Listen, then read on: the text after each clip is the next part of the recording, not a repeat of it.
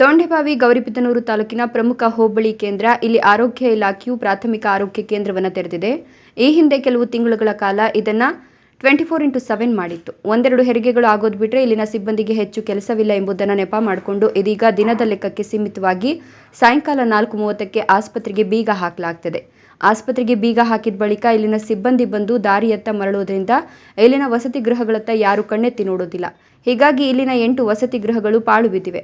ಬಾಗಿಲುಗಳ ಮುಂದೆ ಹುಲ್ಲು ಗಿಡಗಂಟೆಗಳು ಬೆಳೆದಿದೆ.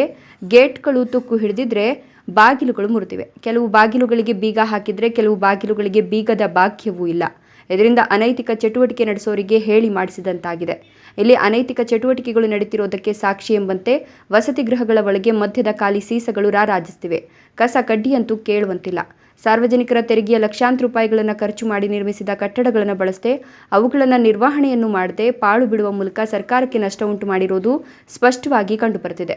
ಇಲಾಖೆಯು ಸಿಬ್ಬಂದಿಯ ಉಪಯೋಗಕ್ಕೆಂದು ಕಟ್ಟಡಗಳನ್ನು ನಿರ್ಮಿಸಿಕೊಟ್ಟು ಅವುಗಳನ್ನು ಬಳಸಲು ನೀಡಿ ಸಂಬಳದಲ್ಲಿ ನೀಡುವ ಮನೆ ಬಾಡಿಗೆ ಭತ್ಯೆಯನ್ನು ಸರ್ಕಾರ ಲಪಟಾಯಿಸಿಕೊಳ್ಳುವ ಮೂಲಕ ತನ್ನ ಖರ್ಚು ಮಾಡಿದ ಹಣವನ್ನು ವಾಪಸ್ ಪಡೀತದೆ.